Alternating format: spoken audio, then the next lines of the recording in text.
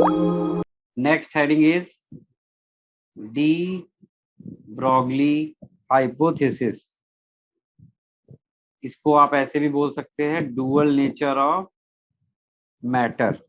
De Broglie was the first person who used electrons dual behaviour. यही इनका main सबसे important fame था। De Broglie was the first person who used electrons dual behaviour. इन्होंने सबसे पहले इन्होंने बोला कि इलेक्ट्रॉन एक पार्टिकल की तरह भी वर्क करता है, इलेक्ट्रॉन एक वेव्स की तरह भी वर्क करता है। तो अगर ये एक पार्टिकल की तरह वर्क करता है तो जितने भी प्रिंसिपल पार्टिकल वाले होंगे वो सब हम यूज कर सकते हैं। अगर ये एक वेव की तरह वर्क करता है तो जितने भी प्रिंसिपल इसके वेव से रिलेटेड है वो सारे प्रॉपर्टी इसके ऊपर वर्क करेंगी। तो इन्होंने क्या किया, उन दोनों प्रिंसिपल और दोनों प्रॉपर्टीज को यूज करके कंबाइन करके एक नया रिलेशन हमें बना के दिया। ठीक है, और वही रिलेशंस हम लोग यूज करते हैं फॉर दी प्रॉब्लम सॉल्विंग। और आपके लिए सबसे अच्छी बात यह है कि आज भी हम लोग इस मॉडल को यूज कर रहे हैं। ठीक है, बोर्स का मॉडल किसने फेल किया था? Bohr's model is failed by de Broglie and Heisenberg. दो पर्सन थे जिन्होंने बोर्स के मॉडल को चैलेंज किया। इन्होंने बोर्स के मॉडल को प्रूव कर दिया कि बोर्स का मॉडल रॉन्ग है। ठीक है, क्योंकि बोर्स का मॉडल सिर्फ एज्यूम करता है कि इलेक्ट्रॉन हैज पार्टिकल नेचर, इसीलिए वो एक सर्कुलर पाथ में घूम कर रहा है। लेकिन अगर एक इलेक्ट्रॉन एक डुअल बिहेवियर शो कर रहा है, यानी वो इसका बिहेवियर वेव की तरह भी है, तो बोर का मॉडल वेव के नेचर को डिफाइन नहीं कर पाता। इस तरह से इन्होंने बोर के मॉडल को फेल किया, डी ब्रोगली ने। और फिर इन्होंने क्या किया, इन्होंने हमें आगे जाके ये प्रूव किया कि सबसे सही मॉडल क्या है, मोस्ट एक्यूरेट मॉडल क्या हो सकता है। ठीक है, और ऐसा नहीं कि इन्होंने बोर के मॉडल को उठा के सीधे फेल कर दिया, इन्होंने बोर के मॉडल की भी कुछ कुछ पॉजिटिव चीजें थी उनको भी यूज किया और उसको मॉडिफाई करके अपना एक नया मॉडल दिया। और उस नए मॉडल को रखा गया था डी ब्रोगली हाइपोथेसिस बोला गया उनको। एंड उस हाइपोथेसिस में क्या एक्सप्लेन किया गया है? Dual nature of matter. तो सबसे पहली लाइन जो आपको यहाँ पर लिखनी है, आप लोग मेरे साथ साथ लिखोगे तो अच्छा रहेगा, काफी कुछ हमें लिखना पड़ेगा। The de Broglie propose that de Broglie proposed that like light electrons possess dual nature।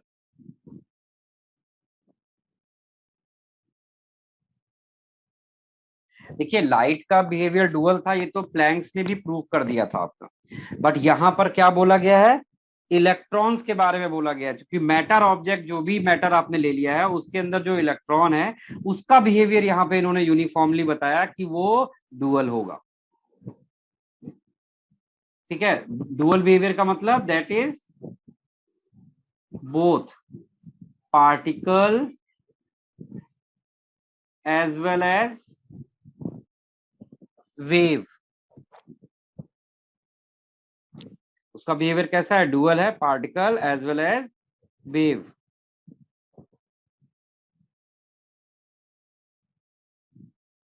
तो according to de Broglie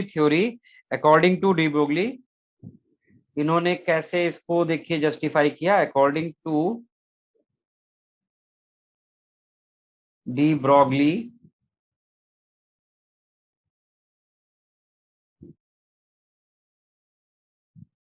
according to de Broglie, the wavelength of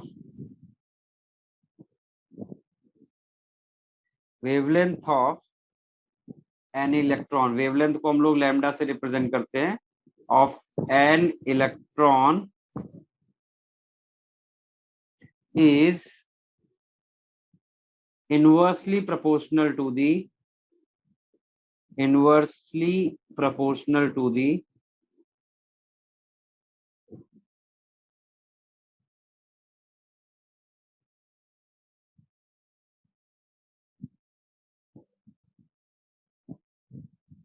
is inversely proportional to to the momentum of electron. Momentum of electron, ये था de Broglie का mathematical relation जो उन्होंने बताया। तो इन्होंने बोला कि अगर कोई भी पार्टिकल, मूविंग इलेक्ट्रॉन या मूविंग फॉर मूविंग ऑब्जेक्ट और matter, lambda is inversely proportional to the momentum. यहाँ पर P stands for momentum and lambda आपको पता है, लैम्डा इज वेव लेंथ। फिर इन्होंने यहाँ से प्रोपोर्शनलिटी साइन हटाया तो प्लैंक्स कांस्टेंट यूज किया और हमारे पास रिलेशन आया lambda is equal to H upon P. लेकिन ये रिलेशन क्या उन्होंने डायरेक्टली ऐसे उठा लिया था? ये रिलेशन क्या उन्होंने डायरेक्टली ऐसे उठा लिया था? नहीं भाई, इसको उन्होंने डेराइव किया था। कैसे डेराइव किया था? Come to its derivation. हम इलेक्ट्रॉन का पार्टिकल नेचर और वेव नेचर दोनों यहाँ पर यूज करेंगे और इसको डेराइव करेंगे। कैसे डेराइव करते हैं? हमें पता है कि जो भी इलेक्ट्रॉन या पार्टिकल मूव कर रहा है उसकी कुछ ना कुछ अपनी एक एनर्जी होने वाली है। तो for a photon,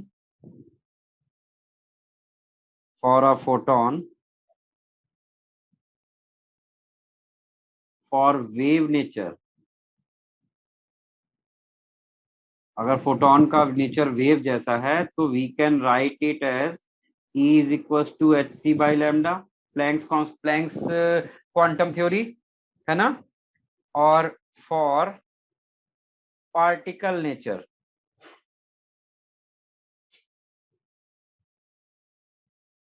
for particle nature we can write it as energy of electron will be mc square।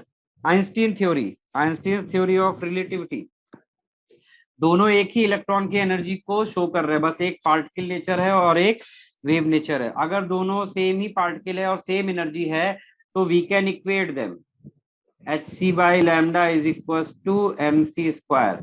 So from here you can get lambda is equals to h upon mc, h upon mc, where c is speed of light. But for material object या matter object, c will be replaced by velocity v से, c will be replaced by velocity v। तो we can write it at lambda is equals to h upon mv। और हमें पता है कि जो momentum होता है it is what, mass into velocity. तो we can write it here from this, है ना। फिर यहां से आप कांस्टेंट रिमूव कर देंगे तो आपको दिख जाएगा कि lambda is inversely proportional to the momentum. समझा? इस तरह से उन्होंने अपने रिलेशन को डेराइव भी किया। कुछ भी हवा में नहीं बताया, सब कुछ मैथमेटिकली बताया है, प्रॉपर शो करके। तो ये था आपका डी ब्रोगली का हाइपोथेसिस। बस ध्यान रखिएगा, this hypothesis is applicable for moving objects. Stationary objects के ऊपर हम डी ब्रोगली हाइपोथेसिस नहीं लगाते। जहां पर भी डी ब्रोगली का क्वेश्चन आएगा आप वहां पर एक चीज नोटिस करोगे, ऑलवेज कहीं ना कहीं ऐसा लिखा होगा जिससे आपको पता चल रहा होगा कि ऑब्जेक्ट और मैटर इज मूविंग। ठीक है, अगर ऐसा नहीं लिखा होगा तब तक आप डी ब्रोगली हाइपोथेसिस यूज नहीं करते हैं, क्योंकि किसी पार्टिकल में मोमेंटम तब तक नहीं हो सकता जब तक उसके पास वेलोसिटी नहीं है। समझे आप? चलिए, तो अब हम लोग वापस आते हैं अपनी डी ब्रोगली हाइपोथेसिस के रिलेशन के पास। तो हमारे पास लैम्डा इज इक्वल टू क्या है, H upon P. This is our relation of de Broglie hypothesis. हम यहाँ पे लिख सकते हैं कि जो प्रेशर है that is mass, sorry, this momentum is equal to mass into velocity. तो we can write it as h upon m v. तो हम लोग क्वेश्चन में कभी कभी इसको ऐसे भी यूज करेंगे सो दैट कहीं पर भी अगर क्वेश्चन आ जाए तो हम लोग उसको आसानी से यूज कर पाए। ठीक है, तो अगर हमें डी ब्रोगली वेवलेंथ पता है तो हम वेलोसिटी निकाल सकते हैं, मोमेंटम निकाल सकते हैं। अगर हम वेलोसिटी निकाल सकते हैं तो आप समझ सकते हो कि हम काइनेटिक एनर्जी भी कैलकुलेट कर सकते हैं। तो नेक्स्ट हम लोग क्या लिखने जा रहे हैं, de Broglie relation between lambda and de Broglie wavelength. This lambda is called de Broglie wavelength and kinetic energy. देखिए कैसे डिराइव करेंगे इसको। हमें पता है कि डी ब्रोगली wavelength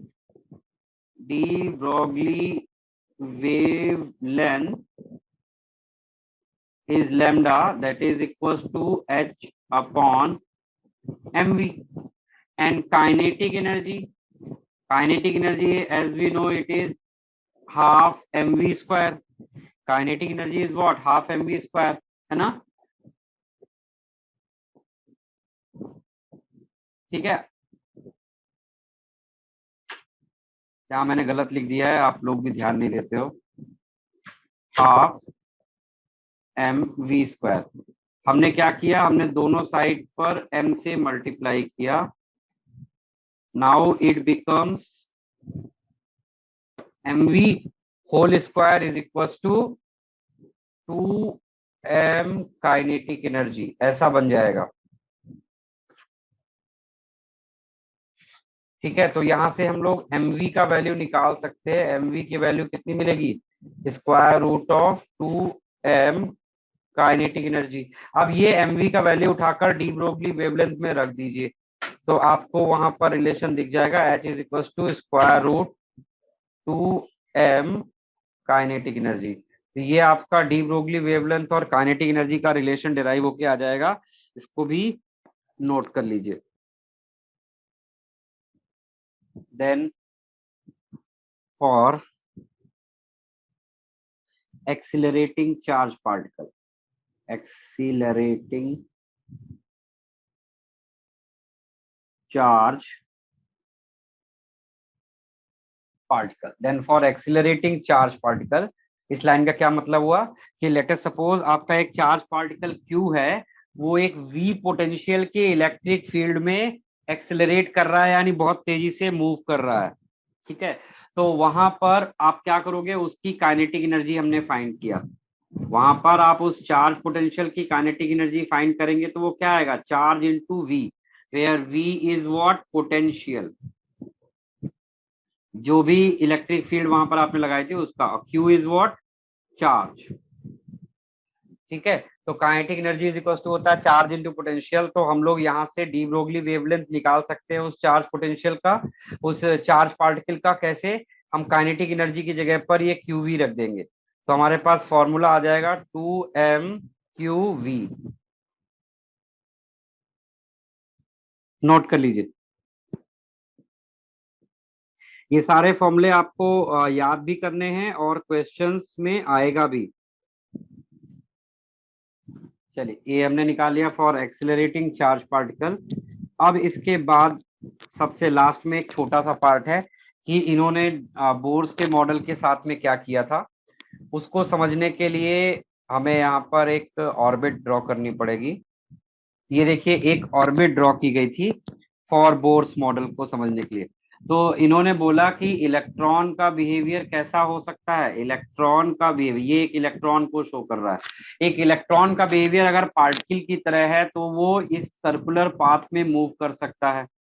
ठीक है, लेकिन अगर इलेक्ट्रॉन का बिहेवियर एक वेव की तरह हुआ तो उसका पाथ कैसा होगा, एक वेव के जैसा होगा। तो पाथ कैसे मूव करेगा वो, it will move like that, है ना। तो उन्होंने डी ब्रोगली ने क्या किया, डी ब्रोगली ने इलेक्ट्रॉन के दोनों नेचर को कंपेयर किया और इक्वेट कर दिया। तो अकॉर्डिंग टू, अगर फॉर पार्टिकल नेचर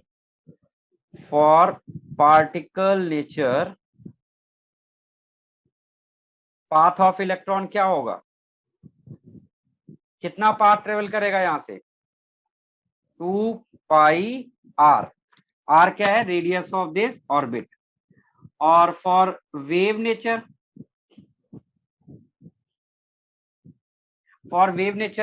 कितना यहां से पाथ ऑफ इलेक्ट्रॉन होगा, फॉर वेव नेचर यहाँ पर कितना पाथ ऑफ इलेक्ट्रॉन होगा। तो आप यहाँ पर देखेंगे कि यहाँ पर कितनी वेव्स जनरेट हुई है, लेट अस सपोज यहाँ पर एक वेव का वेवलेंथ लैम्डा है और टोटल यहाँ पर वेव जनरेट हो रही है एन, ठीक है। तो यहाँ से पाथ ऑफ इलेक्ट्रॉन मिल जाएगा N lambda. Path of electron कितना मिल गया हमें, एन लैम्डा। अब ये दोनों सेम ही पाथ को शो कर रहे हैं ना, और सेम इलेक्ट्रॉन के लिए, तो हम यहां पर कह सकते हैं कि 2πr is equal to n lambda, where lambda is de Broglie wavelength और wavelength of electron, r is radius of orbit, n is, यहां पर n इज क्या है, नंबर ऑफ ऑर्बिट या फिर principal quantum number of electron. ठीक है भाई, किसी को कोई कंफ्यूजन है यहाँ पर तो बताइए, बोलिए भाई। आपको यहाँ पर मैंने कितने सारे रिलेशन बता डाले, पहला लैम्डा और मोमेंटम का रिलेशन, फिर लैम्डा और मास और वेलोसिटी का रिलेशन, फिर उसके बाद लैम्डा एंड काइनेटिक एनर्जी का रिलेशन, फिर लैम्डा एंड चार्ज पोटेंशियल का रिलेशन, फिर लास्ट में लैम्डा और पाथ यानी रेडियस ऑफ ऑर्बिट का रिलेशन। इतने रिलेशन अभी हमने यहाँ पर कंप्लीट कर लिए हैं। तो यहाँ पर n आपका जो है वो नंबर ऑफ वेव्स कह सकते हैं इसको, इसको हम नंबर ऑफ ऑर्बिट बोल सकते थे। चलिए यहाँ तक तो हो गया। इसके बाद हमारे पास आता है, नेक्स्ट है एक छोटा सा और मॉडल है जो हमें यूज करना है। The model is called Heisenberg uncertainty principal. Next heading डालिए, हाइजेनबर्ग अनसर्टेनिटी प्रिंसिपल। ये प्रिंसिपल भी बहुत ज्यादा इंपॉर्टेंट है और आज भी हम इसको यूज कर रहे हैं, ये आज भी हम लोग यूज कर रहे हैं, Heisenberg uncertainty principal.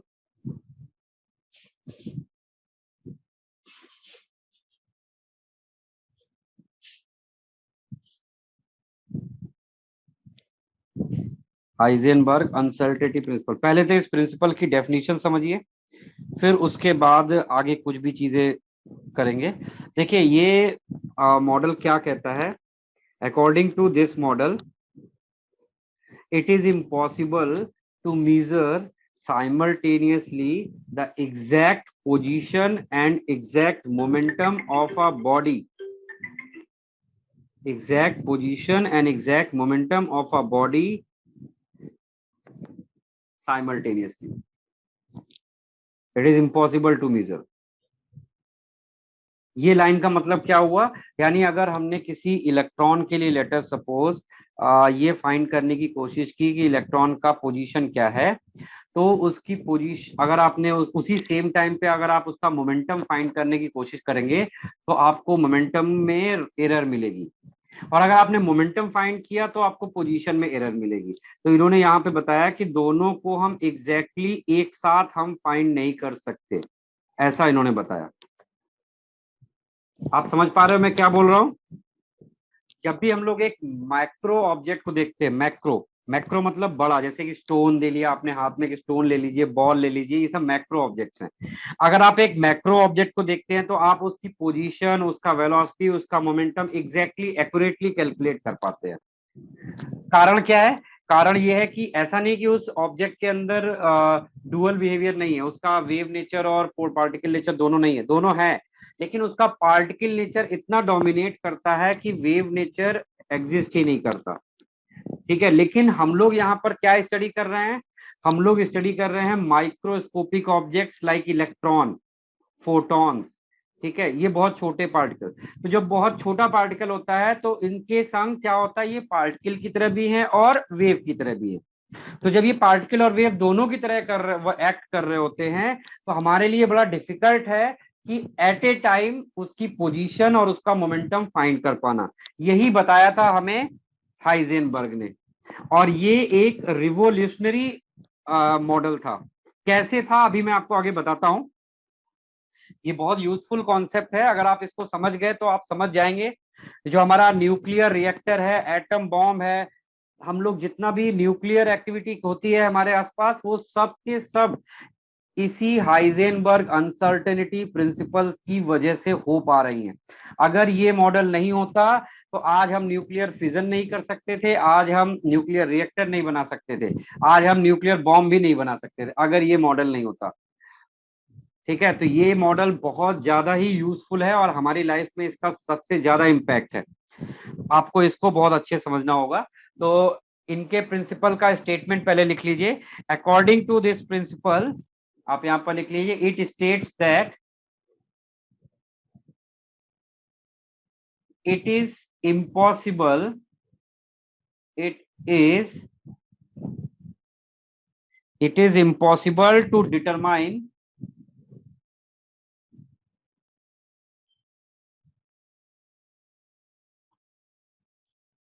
the exact position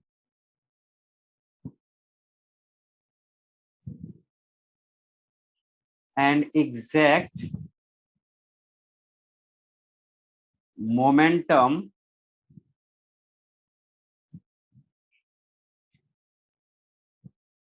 of an electron simultaneously।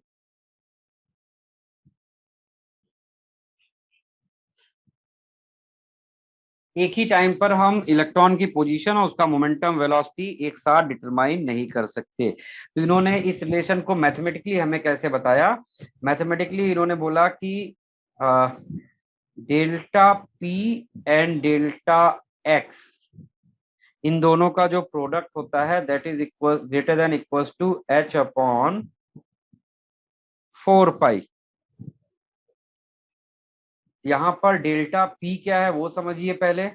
Delta p is uncertainty. Delta p is uncertainty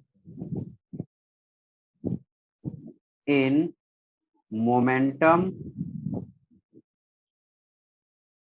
and delta x क्या है?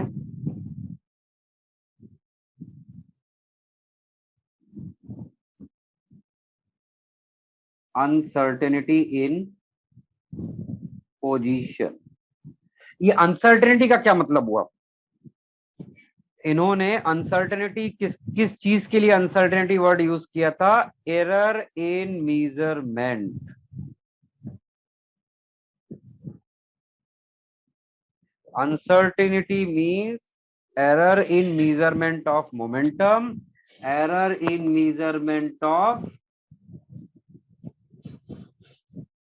position।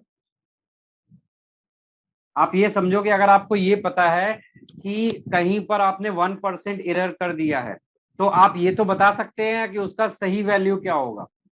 इन्होंने हमें ये बता दिया था कि हम अगर कैलकुलेट करेंगे तो हमें इतनी एरर मिलेगी। तो अगर आपको एरर पता चल गई है तो आप रिवर्स इंजीनियरिंग करके वहां पर आप बता सकते हैं कि एग्जैक्ट पोजीशन और एग्जैक्ट मोमेंटम क्या हो सकता है। इसी एक प्रिंसिपल का यूज करके न्यूक्लियर फिजन किया गया। न्यूक्लियस एक बहुत छोटा पार्ट होता है, हम देख भी नहीं सकते, इतना छोटा होता है 10⁻⁻15 मीटर के ऑर्डर का। 10⁻⁻15 मीटर के ऑर्डर का। और जब हम एक न्यूट्रॉन से न्यूक्लियर फिजन करवाते हैं, न्यूट्रॉन अपने आप में एक छोटा है, तो हम इतना एग्जैक्ट कैसे हम बम्बार्टमेंट करते हैं कि एग्जैक्टली वो न्यूट्रॉन जाके न्यूक्लियस को स्ट्राइक करे, तो वो हम इसी थ्योरी से कर पाते हैं। ये थ्योरी हमें पहले ही बता देती है कि अगर आप यहां से स्ट्राइक करेंगे इस एंगल से, इस पोजीशन से, इस मोमेंटम से, इतना एरर आप करेंगे। अगर हमें ये पता चल गया कि हम इतनी एरर करने वाले हैं तो हम पहले ही वो रेक्टिफाई कर लेंगे एरर और पोजीशन, और हम एग्जैक्ट जाके न्यूट्रॉन से न्यूक्लियस को हिट कर देंगे और न्यूक्लियर फिजन हो जाता है। समझ रहे हैं आप ये चीज?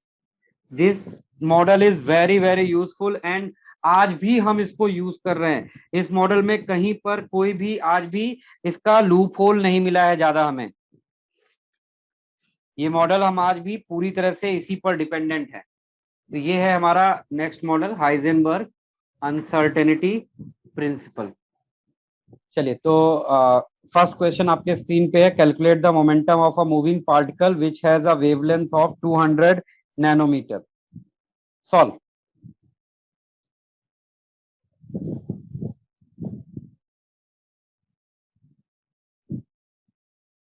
Solve this.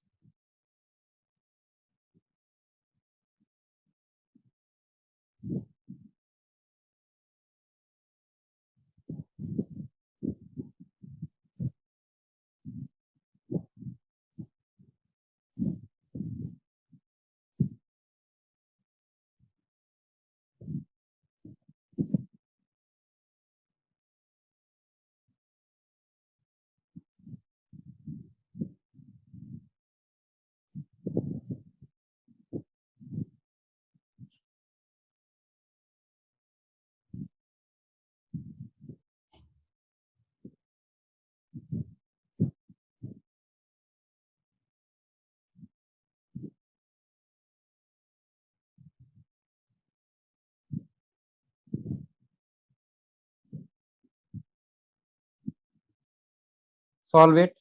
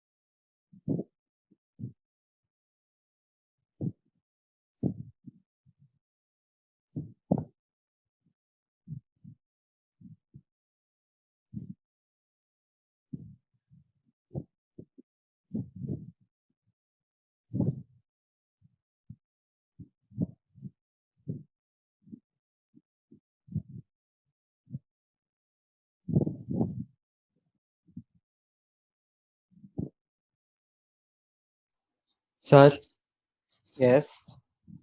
सर सेकंड वाले में इलेक्ट्रॉन का चार्ज -1 लेना कि -1.69 इंटू 10⁻19। इलेक्ट्रॉन का चार्ज हमेशा होता है 1.6 इंटू 10⁻19। वो -1 सिर्फ शो करने के लिए होता है। अगर किसी एटम के ऊपर आपको चार्ज दिखाना है तो आप हमेशा वो -1 जस्ट फॉर शोइंग होता है। वैल्यू यूज करनी है then we will use 1.6 into 10⁻19 coulomb.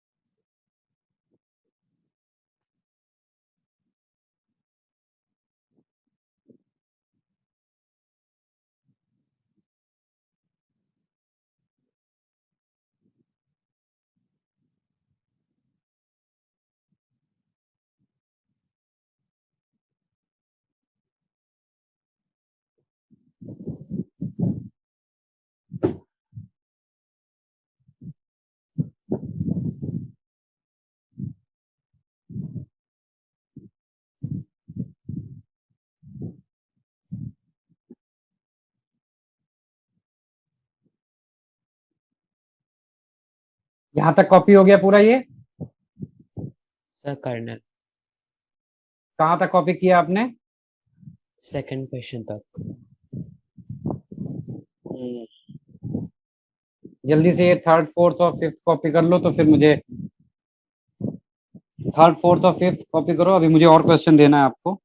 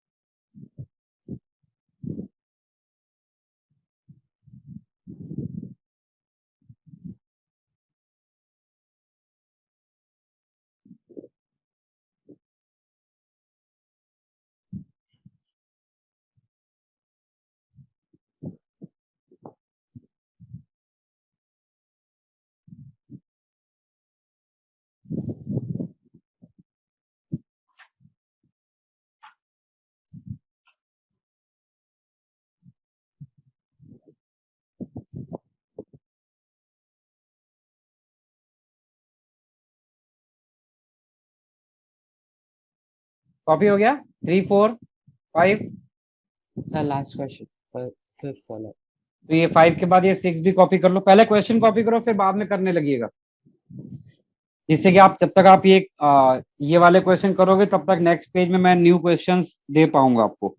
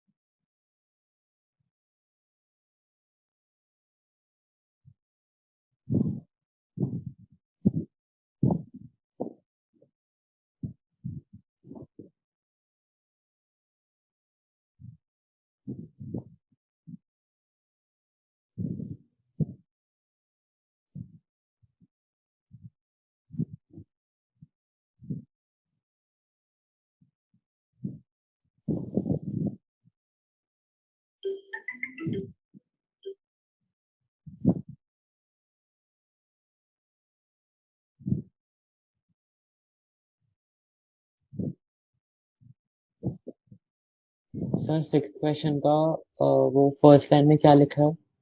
Calculate uncertainty in position assuming uncertainty in momentum within 0.1% for, फिर for में ये दो केस है।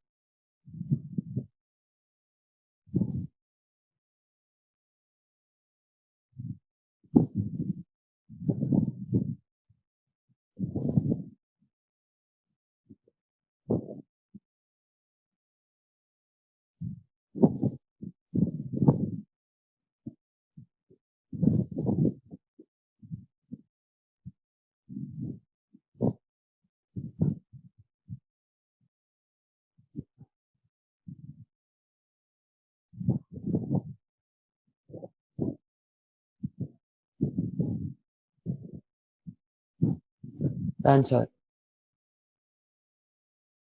चलिए तो मैं नेक्स्ट पेज में क्वेश्चन दे रहा हूँ, आप ये वाले क्वेश्चंस करिए तब तक, जब तक मैं नेक्स्ट पेज के क्वेश्चंस कंप्लीट करूंगा।